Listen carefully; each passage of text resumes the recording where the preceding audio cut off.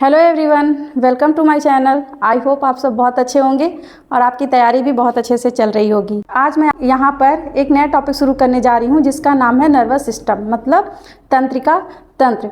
हम इसमें पढ़ेंगे, इसके अंदर पढ़ेंगे हमारे शरीर के अंदर जितने भी ऑर्गन हैं जो काम कर रहे हैं, मतलब जितने भी क्रियाकलाप, जितनी भी एक्टिविटी होती है उनका नियंत्रण किसके द्वारा होता है। तो उनका नियंत्रण जो हमारा नर्वस सिस्टम है, मतलब तंत्रिका तंत्र, उन्हीं के द्वारा उसका नियंत्रण होता है। तो हम जानेंगे कि वो कैसे नियंत्रण करता है। मतलब बात करें अगर यहाँ पर नर्वस सिस्टम का, तो मतलब हमारे शरीर में जितने भी क्रियाकलाप हैं तो उनका नियंत्रण कौन बनाए रखता है? हमारा नर्वस सिस्टम। जैसे मान लीजिए भूख लगना, अगर आपको प्यास लग रहा है, या फिर कह सकते हैं डर लग रहा है, मतलब जितने भी, आप किसी का ख्याल आ रहा है, कोई भी जितनी भी एक्टिविटी हैं वो सब पर नियंत्रण कौन बनाए रखता है? हमारा नर्वस सिस्टम। ठीक है, तो यहाँ पर हम जानेंगे नर्वस सिस्टम से जितने भी आपके डाउट आज तक रहे होंगे, आज तक जब भी कोई भी इससे रिलेटेड जितने भी पॉइंट अगर आपके क्लियर नहीं हुए होंगे तो आज वो यहाँ पर आपको क्लियर हो जाएंगे। तो आइए शुरू करते हैं। नर्वस सिस्टम होता क्या है, मतलब तंत्रिका तंत्र क्या होता है, किसे कहते हैं नर्वस सिस्टम। तो बात करें नर्वस सिस्टम की, तो the nervous system is coordinates its action and sensory information by transmitting signal to and from different parts of its body। मतलब हम जिस तंत्र के द्वारा क्योंकि ये भी क्या है, एक तंत्र है, एक सिस्टम है, तो उस सिस्टम के द्वारा हम क्या करते हैं? विभिन्न अंगों का नियंत्रण और अंगों द्वारा वातावरण में सामंजस्य क्या होता है? सामंजस्य स्थापित होता है। उसे ही हम क्या कहते हैं? तंत्रिका तंत्र। क्योंकि हमारे शरीर में जैसे मान लीजिए जो भी जितने भी हमारे एंडोक्राइन ग्लैंड है, या फिर डाइजेस्टिव सिस्टम है, या एक्सक्रीटरी सिस्टम है, मतलब जो भी है, जिनका जो भी काम है डाइजेशन करना, या फिर कह सकते हैं कि कोई हार्मोन रिलीज करना है, तो उसके लिए भी कौन ये आदेश देगा, मतलब उसका नियंत्रण कौन करता है? ये हमारा क्या करता है? Nervous system. Nervous system is made up of many small unit of neuron cell.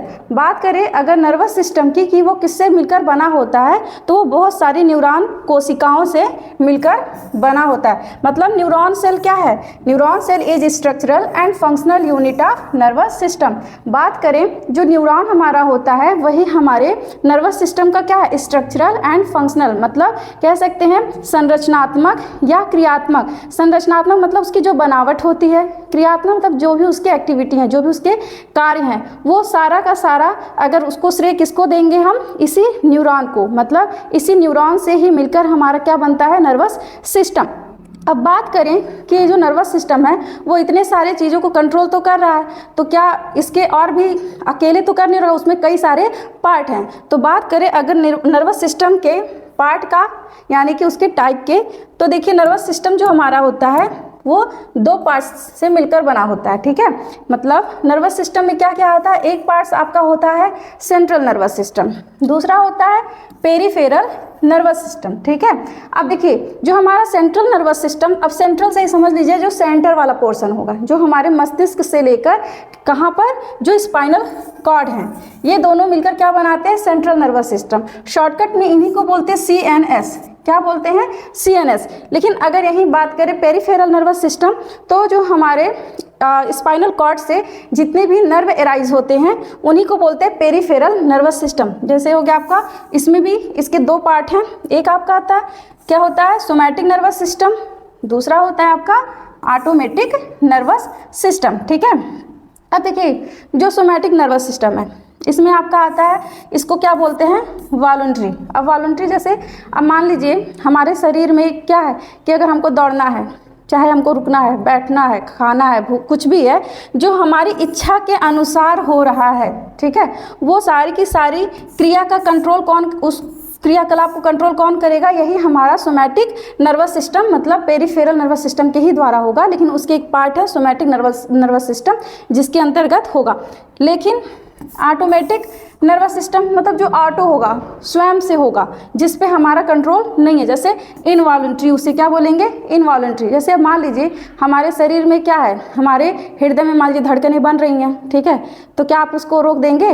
हृदय की धड़कनों को बनना रोक देंगे? अब भाई बन रही हैं तो बन रही हैं, हम उसको रोक नहीं सकते हैं। ठीक है, तो वो किसके अंतर्गत आ जाएंगी? हमारी ऑटोमेटिक नर्वस सिस्टम। ठीक है, तो अभी हम जो नर्वस सिस्टम के जो आपके ये टाइप है, central nervous system and peripheral nervous system, इनको अगर आप देखना चाहें तो यहाँ से आप क्लियरली उसको चार्ट के थ्रू समझ सकते हैं। ये डायग्राम देखिए कि जो यहाँ पे देखिए ये कहीं साइड से कहीं भी आपको देखिए ये कहीं से जुड़ा हुआ नहीं दिख रहा होगा। ये एकदम कहाँ पे है, हमारे शरीर के बिल्कुल सेंटर में है। सेंटर में ही होने की वजह से इसको बोलते हैं सेंट्रल नर्वस सिस्टम।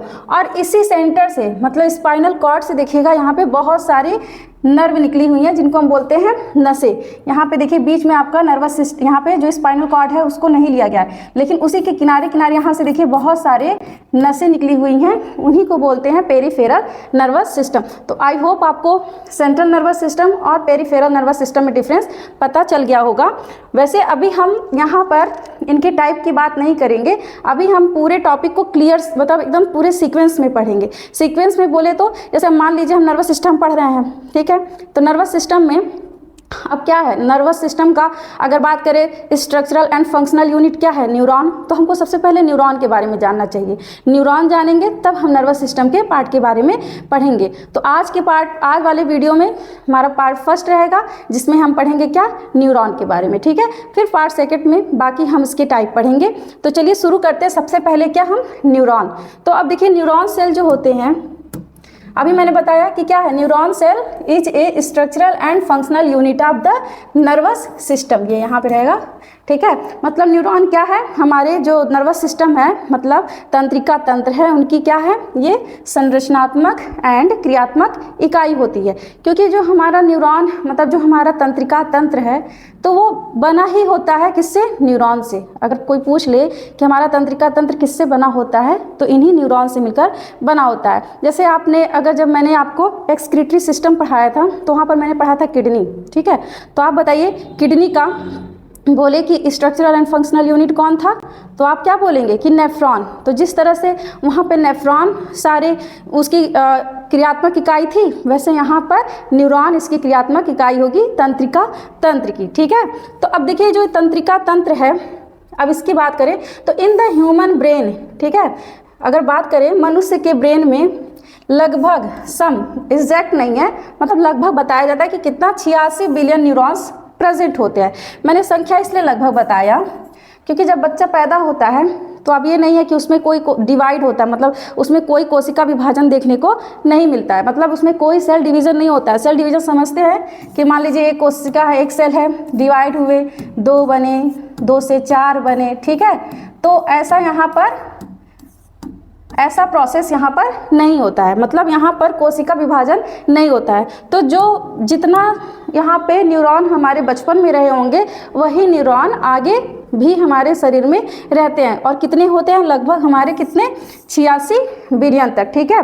और ये जो न्यूरॉन है, अब कहेंगे कि सेल डिवाइड होता नहीं है तो क्या न्यूरॉन की संख्या बढ़ेगी, नहीं बढ़ेगी, क्योंकि जितना है उतना ही बड़े होने पर भी रहेगा। तो अब जो ये न्यूरॉन है हमारा, अब आप कहेंगे कि इनका तब फॉर्मेशन कहाँ से होता है, मतलब इनका निर्माण कहाँ से होता है। तो neuron are born in areas of the brain and that are full of neural stem cells, या उसी को क्या बोलेंगे, प्रिकर्सर सेल। मतलब जो हमारा न्यूरॉन है वो किससे बनता है, हमारे जो शरीर में शुरुआत में आप देखते होंगे कुछ स्टेम सेल पाई जाती हैं, ठीक है। जब बच्चा पैदा होता है तो उसमें बहुत सारे मतलब स्टेम सेल प्रेजेंट होती हैं, उन्हीं से बाकी ऑर्गन जैसे एराइज होते हैं, वैसे हमारा न्यूरॉन भी उसी स्टेम सेल से ही बनता है। मतलब न्यूरॉन्स मस्तिष्क के उन क्षेत्रों में पैदा होते हैं जो स्टेम कोशिकाओं से भरी होती है। मतलब हमारे ब्रेन में क्या होती है, बहुत सारी स्टेम कोशिकाएं, और उन्हीं कोशिकाओं से क्या जनरेट होता है, हमारा न्यूरॉन, ठीक है। तो आपको न्यूरॉन सेल समझ में आ गया होगा। और यहाँ पे देखिए न्यूरॉन का यहाँ पे डायग्राम दिया गया है। फिर है और कुछ पॉइंट इंपॉर्टेंट है न्यूरॉन के पर्पज़ में, तो आप जान लीजिए। Neuron is the longest cell in the body. अगर कोई पूछ ले हमारे शरीर में सबसे लॉन्गेस्ट सेल मतलब सबसे लंबी कोशिका, ठीक है, किसकी बात कर रहे हैं, सबसे लंबी कोशिका, तो सबसे लंबी कोशिका कौन सी होगी, न्यूरॉन। न्यूरॉन ही हमारे शरीर की सबसे लंबी कोशिका होती है। It help to transmission of nerve impulse. अब ये क्या करता है, न्यूरॉन जो होता है वो कोशिका से किसी भी प्रकार के संदेश को एक जगह से दूसरी जगह लेकर जाती है। अब आप सोचेंगे ये नर्व इम्पल्स क्या होता है, ठीक है। अब आप पूछेंगे नर्व इम्पल्स क्या है मैम, तो देखिए नर्व इम्पल्स को हम क्या बोल सकते हैं, नर्व इम्पल्स को हम मैसेज भी बोल सकते हैं, ठीक है, मैसेज बोल सकते हैं या फिर इम्पल्स बस बोल सकते हैं। मैसेज इम्पल्स मतलब कोई भी संदेश, ठीक है। अब जो नर्व इम्पल्स है, जैसे मान लीजिए हमारा ये हैंड है, अगर किसी मतलब कोई गर्म वस्तु, कोई भी हॉट ऑब्जेक्ट है, अगर मान लीजिए उससे जब टच होता है, ठीक है, तो टच होता है तो आप तुरंत ऐसे हटा के करते हैं ना, तो वो क्या है, एक संदेश जारी होता है, मतलब वो एक इम्पल्स जनरेट होता है जो हमारे क्या होता है, ब्रेन तक जाता है, फिर प्रोसेसिंग होगा, फिर अगेन हमारे हाथ तक आएगा और फिर हम क्या करेंगे, वही प्रतिक्रिया दिखाएंगे, हम अपना हाथ उठा लेंगे, या फिर मान लीजिए कोई पिन चुभा दिया ऐसे, तभी आप जो झंझनाहट से जैसे अपने शरीर को करते हैं, तो क्या है वहाँ पे एक इम्पल्स मतलब एक संदेश मिल रहा है ना कि हमारे हाथ में कुछ हो रहा है, ठीक है, तो उन्हीं को हम बोलते हैं नर्व इम्पल्स, ठीक है। नसों के थ्रू हो रहा है, इसीलिए उनको क्या बोलेंगे, नर्व इम्पल्स। तो अब नर्व इम्पल्स तो समझ गए होंगे कि नर्व इम्पल्स किसको कहते हैं। नर्व इम्पल्स बस एक प्रकार का क्या है, मैसेज है, ठीक है, तो हम मैसेज बोल सकते हैं, लेकिन यह है कि इम्पल्स टेक्निकल भाषा है किसका, साइंस का, तो इसीलिए हम मैसेज ना बोल के क्या बोलेंगे, नर्व इम्पल्स, ठीक है। नेक्स्ट पॉइंट है transmission of impulse are called action potential, ठीक है, यानी कि अगर बात करें जो इम्पल्स का ट्रांसमिशन है उसको हम क्या बोलते हैं, एक्शन पोटेंशियल। अब एक्शन पोटेंशियल क्या है, अब जैसे आप देखिए जब हम वही अभी जब जैसे मैंने बताया कि अगर आप अपने हाथ को किसी गर्म ऑब्जेक्ट पे, किसी भी हॉट ऑब्जेक्ट पे अगर जब टच कराएंगे, या फिर कोई पिन अगर मान लीजिए चुभ गया, कोई थप्पड़ मारा, कुछ भी जो भी आपके शरीर पे हुआ, तो वहाँ पे देखिए आपके अंदर दो रिएक्शन मतलब दो प्रक्रिया होगी। एक तो आप पहले मान लीजिए पिन चुभा तो आप करेंगे ऐसे, मतलब थोड़ा सा आप झंझनाहट जैसा करेंगे, ठीक है, उसके बाद दूसरी प्रक्रिया क्या होगी कि आप हाथ हटा लेंगे, ठीक है, या फिर गर्म ऑब्जेक्ट पे हाथ पड़ा तो आप तब भी थोड़ा सा आपका शरीर कुछ रिएक्शन देगा, फिर उसके बाद आप वहाँ से हाथ हटा लेंगे। तो जो हमारा जो तुरंत जो पिन चुभ रहा है, जो आप तुरंत चेहरे का जो इंप्रेशन हो रहा है, मतलब जो झंझनाहट जैसा आप कर रहे हैं, तो वो जो सी जैसा आवाज़ निकलता है वो आपका क्या है, वो आता है एक्शन के अंतर्गत, ठीक है, उसको क्या बोलेंगे, एक्शन का मतलब वो वहाँ से इम्पल्स जनरेट होकर अभी हमारे ब्रेन तक गया है, ठीक है। अब जब फिर वहाँ ब्रेन में फिर क्या होगा, प्रोसेसिंग होगा, मतलब हमारे मस्तिष्क में क्या होगा, अब प्रोसेसिंग होगा, तो फिर वहाँ से आदेश आएगा कि हाँ तुम वहाँ पे हाथ जल रहा है, हाथ हटाना है, ठीक है।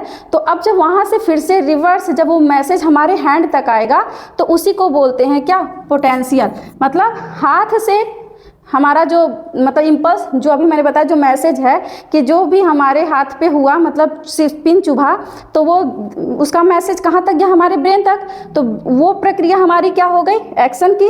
लेकिन फिर जब ब्रेन वापस वो मैसेज हमारे हाथ पर वापस भेजा कि मतलब हमको हाथ हटाना है, तो उस प्रक्रिया को बोलेंगे पोटेंशियल, ठीक है। तो यही इम्पल्स जो होते हैं इसीलिए उनको क्या बोलते हैं, एक्शन पोटेंशियल, ठीक है। उसके बाद है दिस इम्पल्स में बी इलेक्ट्रिकल और केमिकल। अब जो यह संदेश है या तो इलेक्ट्रिकल या आपका रासायनिक हो सकता है।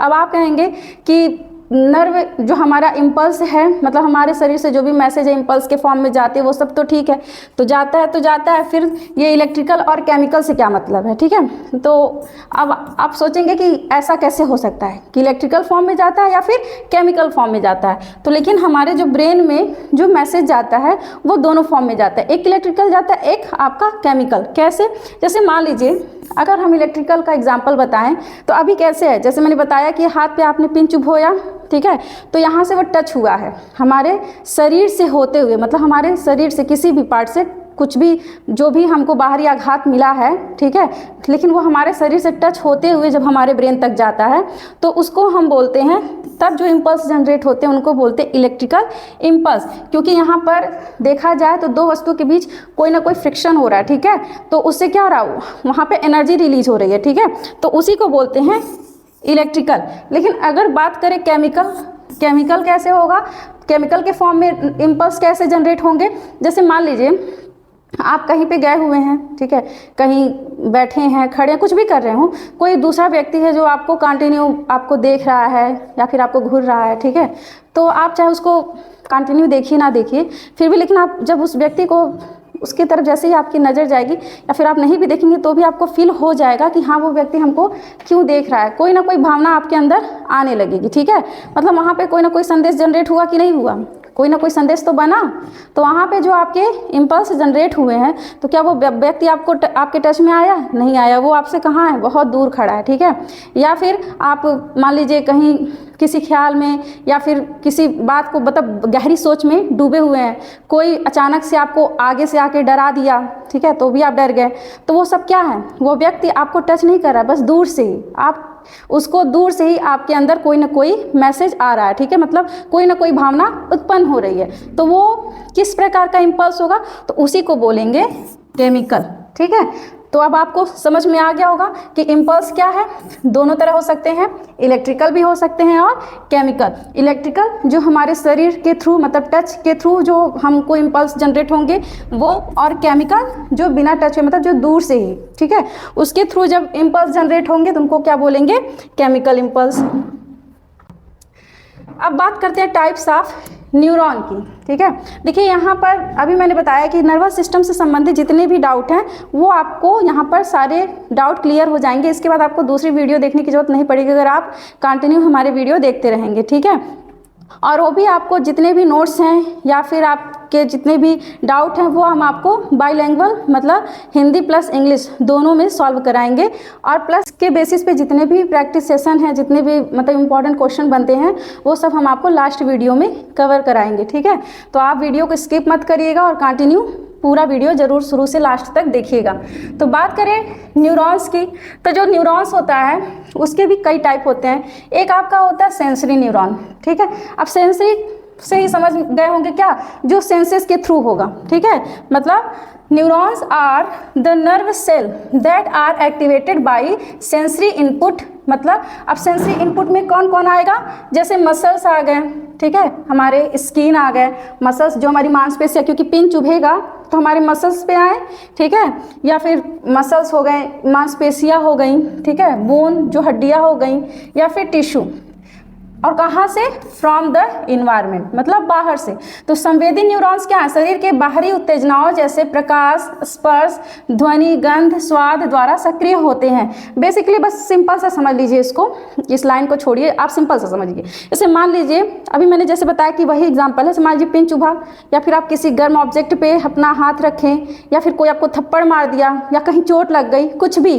तो जो सबसे पहले शुरू में जो हमारे शरीर से होते हुए हमारे जो ब्रेन तक जो इम्पल्स जनरेट होकर भी ब्रेन तक जा रहे हैं, तो उनको बोलेंगे क्या, सेंसरी न्यूरॉन। क्या बोलेंगे, सेंसरी न्यूरॉन। मतलब अभी हमारे सेंस के द्वारा कहाँ तक गया है, ब्रेन तक, तो उसको हम बोलेंगे सेंसरी न्यूरॉन। ठीक है, और दूसरा है आपका मोटर न्यूरॉन। अब देखिए जस्ट उसी का अपोजिट हो जाएगा। जैसे मान लीजिए हमारे शरीर से होते हुए ब्रेन तक गया जो इम्पल्स, वो हो गया सेंसरी न्यूरॉन।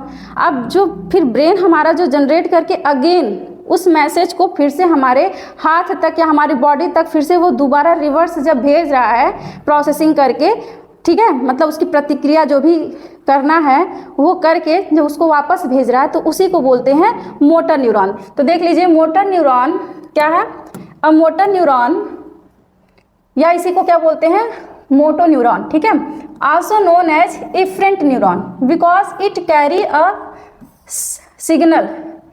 सिग्नल मतलब इम्पल्स। अभी मैंने बताया कि सिग्नल बोल सकते हैं, इम्पल्स बोल सकते हैं, मैसेज बोल सकते हैं। ठीक है, कहाँ से, फ्रॉम द ब्रेन, अब मस्तिष्क से प्राप्त करेगा, and send to all part of the body. मतलब जब वो ब्रेन से प्राप्त कर लेगा तब फिर से वो दोबारा जब बॉडी के पार्ट्स को सेंड करेगा, तो उसी को बोलेंगे क्या, मोटर न्यूरॉन। ठीक है, मतलब मोटर न्यूरॉन हमारे मस्तिष्क से संदेश को लेकर शरीर के सभी भागों तक जाता है। दूसरा है मतलब नेक्स्ट है, तीसरा आपका एक आता है इंटर न्यूरॉन। ठीक है, तो इंटर न्यूरॉन कह सकते हैं इन दोनों के बीच का कनेक्टिंग लिंक है। ठीक है, मतलब इंटर न्यूरॉन क्या करता है, interneurons also known as association neuron, इसको और क्या बोलते हैं, association neuron, are a type of neuron that are located between sensory and motor neuron. वो कहाँ पर उपस्थित होता है, जो हमारा सेंसरी न्यूरॉन है और आपका जो मोटर न्यूरॉन है, उन दोनों के बीच में हमारा क्या पाया जाता है, यही इंटर न्यूरॉन। देखिए इंटर से ही समझ में आ गया होगा कि बिटवीन, ठीक है, बिटवीन मतलब बीच में उपस्थित होता है कौन, हमारा इंटरन्यूरॉन। तो आई होप आपको तीनों टाइप के न्यूरॉन समझ में आ गए होंगे। तो देखिए, अब न्यूरॉन जो हमारा होता है उसमें एक सेल प्रेजेंट होता है, ठीक है। ये एक तरह का ग्लू है, मतलब कह सकते हैं गोंद, ठीक है, जिसको हम बोलते हैं ग्लियल सेल। क्या बोलते हैं, ग्लियल सेल, एक प्रकार का गोंद, इसको गोंद भी बोला जाता है, न्यूरॉन का गोंद भी बोला जाता है, ठीक है, मतलब न्यूरॉन का ग्लू बोला जाता है। तो जो ग्लियल सेल है इसी को ही न्यूरोग्लियल भी बोलते हैं, ठीक है, न्यूरोग्लियल बोलते हैं। जो ये ग्लियल सेल है do not conduct nerve impulse, इसमें कोई भी नर्व इम्पल्स जनरेट नहीं होते हैं, ठीक है। अब जैसे जितने भी हमारे न्यूरॉन के पार्ट हैं सब में नर्व इम्पल्स जनरेट हो रहे थे, लेकिन जो हमारा ग्लियल सेल है यहाँ पर कोई भी संदेश नहीं आएगा, ठीक है, वहाँ पे कोई भी संदेश जनरेट नहीं होगा। बट लेकिन ये काम क्या करेगा, support, nourish and protect the neuron. ये क्या करेगा, न्यूरॉन को बचाने का काम करता है, मतलब उसको सुरक्षा प्रदान करता है, उसको सपोर्ट प्रोवाइड करता है, और क्या करता है, उसको पोषण भी मतलब पोषण भी देता है, या फिर कह सकते हैं ऑक्सीजन का सप्लाई भी करता है न्यूरॉन को, कौन, हमारा जो ग्लियल सेल है। तो जो ग्लियल कोशिकाएं हैं मानव तंत्रिका तंत्र का अभिन्न अंग है, वे तंत्रिका कोशिकाओं या न्यूरॉन्स को क्या करती हैं, सहारा देने और पोषण देने में मदद करती हैं, कौन, हमारी जो ग्लियल सेल है, ठीक है। और याद रखिएगा इसमें कोई भी इम्पल्स जनरेट नहीं होता है। कभी क्वेश्चन पूछ लेगा कि क्या ग्लियल सेल में जो हमारा इम्पल्स है वो जनरेट होते हैं या नहीं, तो याद रखिएगा यहाँ पर कोई भी इम्पल्स जनरेट नहीं होते हैं। तो ये तो हो गया न्यूरॉन होता क्या है, ठीक है। तो अब देखिए, अब न्यूरॉन के जो स्ट्रक्चर हैं पढ़ने से पहले हम आपको यहाँ पे न्यूरॉन का स्ट्रक्चर ड्रॉ करके बताते हैं। जैसे मान लीजिए कुछ इस प्रकार का हमारा न्यूरॉन कोशिकाएं देखने को मिलेंगी, ठीक है, ठीक है। तो यहाँ पे आप देखेंगे कुछ इस प्रकार ऐसे ब्रांचेस एराइज होती हैं यहाँ से,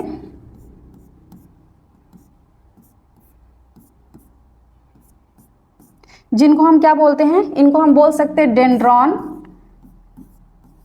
डेंड्रॉन भी कह सकते हैं और डेंड्राइट्स भी कह सकते हैं, ठीक है, दोनों नाम, डेंड्रॉन भी बोल सकते हैं, सबको मिला के डेंड्राइट्स और सिंगल डेंड्रॉन आपका हो गया। उसके बाद जो आपका ये यहाँ से ये वाला पोर्शन यहाँ से लेके यहाँ तक के रीजन को, ये वाले रीजन को हम क्या बोलते हैं, सेल बॉडी। किसको, यहाँ से जो यहाँ तक का जो हमारा रीजन है, ठीक है। और इसी सेल बॉडी को ही बोलते हैं साइटोन।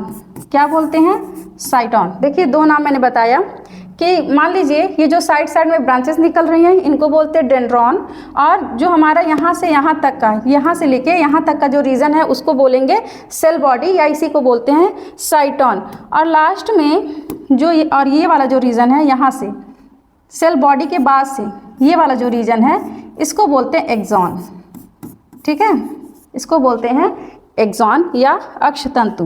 और लास्ट में इसी एक्सॉन से इसके जो एंड पॉइंट कुछ इस प्रकार यहाँ से होते हैं, इस तरह से, जिनको हम क्या नाम देते हैं, या तो आप एक्सॉन एंड भी बोल सकते हैं या फिर इसको बोल सकते हैं एक्सॉन टर्मिनल। क्या बोल सकते हैं, एक्सॉन टर्मिनल, ठीक है। तो पहले आप देखिए, जैसे मान लीजिए अब इनका काम क्या है, जो ये हमारे क्या है, न्यूरॉन है, ठीक है। अब इस न्यूरॉन का काम क्या है, जैसे मान लीजिए अभी मैंने बताया कि जो भी बाहरी आघात हुए, मतलब जो भी इम्पल्स जनरेट हो रहे हैं, जैसे मान लीजिए हॉट ऑब्जेक्ट पे आपने टच किया, ठीक है, तो अब हम क्या होगा, जैसे हमारे हैंड होते हैं किसी चीज़ को कैप्चर करते हैं, वैसे यहाँ पे ये डेंड्राइट, ठीक है, डेंड्राइट होते हैं। तो सबसे पहले जो इम्पल्स जनरेट होता है वो इम्पल्स आएगा कहाँ पे, इसी डेंड्राइट्स के पास, ठीक है।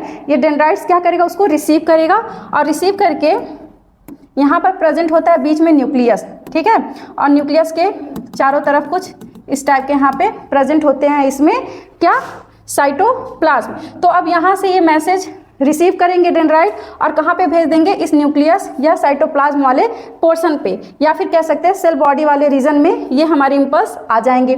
फिर यहाँ पर क्या होगा, प्रोसेसिंग होगा, मतलब कुछ मतलब उसका क्या करेंगे, उस संदेश को पढ़ेंगे, ठीक है, पढ़ेंगे और फिर उसके लिए कुछ ना कुछ क्या करेंगे, रिवर्स मतलब कोई ना कोई प्रतिक्रिया देंगे। अब वो प्रतिक्रिया जो भी जनरेट होगा अब वो इम्पल्स के फॉर्म में आ जाएगा एक्सॉन से होते हुए कहाँ पे, इस एक्सॉन टर्मिनल पर, ठीक है, कहाँ आ जाएगा, इस एक्सॉन टर्मिनल पर।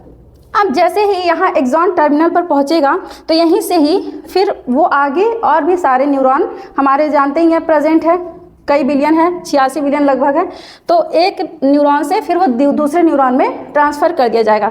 तो जो ये दूसरे न्यूरॉन में जब ट्रांसफ़र किया जाता है तो इन्हीं के बीच में एक जंक्शन प्रेजेंट होता है। तो मैं आपको यहाँ पे एक जंक्शन बना के दिखा रही हूँ, इसको हटा देते हैं इसका नाम, ठीक है। तो मान लीजिए इनके बीच में एक जंक्शन उपस्थित होता है, ये जो दो हमारे जो दूसरे न्यूरॉन हैं, और फिर इधर दूसरा न्यूरॉन हम बना रहे हैं, ठीक है, कुछ इस प्रकार से। इसी तरह से सब में उसके भी पूरे पार्ट होंगे जैसे आपका ये है, ठीक है। तो यहाँ से अब जो ये इम्पल्स जनरेट हुए तो इस एंड पॉइंट पर आए और यहाँ से फिर से इसी जंक्शन से होते हुए इस न्यूरॉन में ट्रांसफ़र हो जाएंगे, ठीक है, इस न्यूरॉन में क्या होंगे, ट्रांसफ़र होंगे।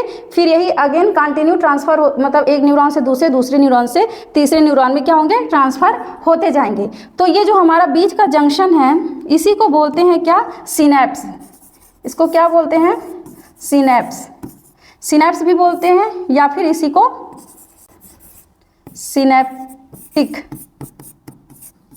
सिनैप्टिक जंक्शन बोलते हैं। क्या बोलते हैं, सिनैप्टिक जंक्शन। ये जंक्शन है ना,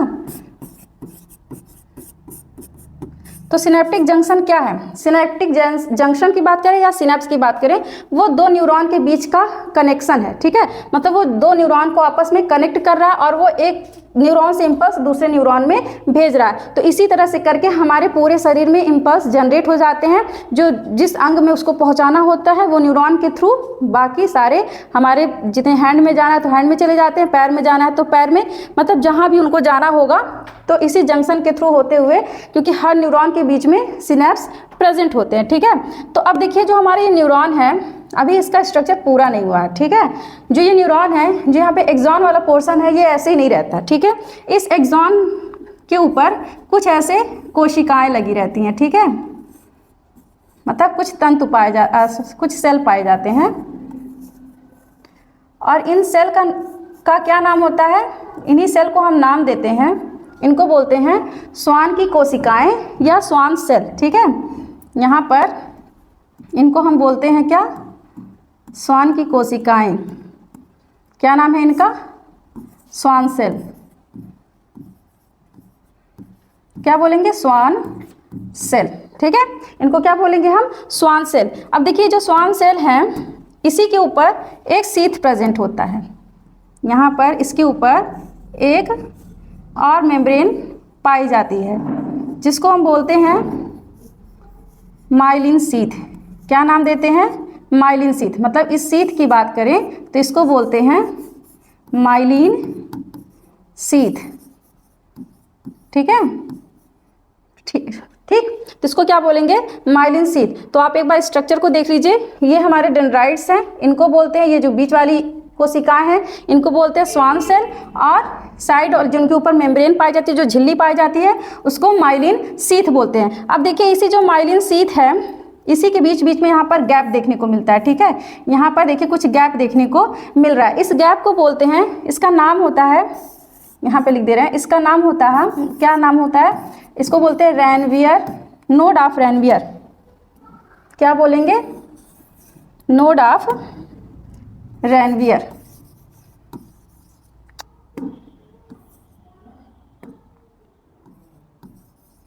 नोड ऑफ रैनवियर। तो आप इसके सारे पार्ट का नाम जरूर याद रखिएगा कि मैंने क्या बताया आपको, एक आपका पार्ट हो गया डेंड्राइट्स, मतलब डेंड्राइट्स या डेंड्रॉन हो गया, दूसरा आपका क्या हो गया, सेल बॉडी हो गया, तीसरा आपका क्या है, स्वान सेल है, चौथा एक आपका पार्ट हो गया माइलिन शीथ, और पांचवा है एक आपका नोड ऑफ रैनवियर, और एक आपका हो गया एक्सॉन वाला पोर्शन, सॉरी ये छठवा हो गया, और एक होता है यहाँ पर, याद रखिएगा यहाँ पे एक्सॉन टर्मिनल प्रेजेंट होते हैं, ठीक है, एक्सॉन टर्मिनल प्रेजेंट होते हैं। तो अभी मैंने आपको बताया कि कैसे होगा, इम्पल्स यहाँ से जनरेट हुए, फिर डेंड्राइट से होते हुए कहाँ गए, सेल बॉडी में, और सेल बॉडी के थ्रू एक्सॉन से होते हुए इस हमारे टर्मिनल नोड पर, और टर्मिनल नोड से इस जंक्शन के थ्रू, जिसको हम क्या बोलते हैं, सिनैप्स या सिनेप्टिक जंक्शन, इससे होते हुए फिर वो दूसरे न्यूरॉन तक पहुंच जाते हैं। ठीक है, तो आई होप आपको न्यूरॉन का स्ट्रक्चर अच्छे से समझ में आ गया होगा।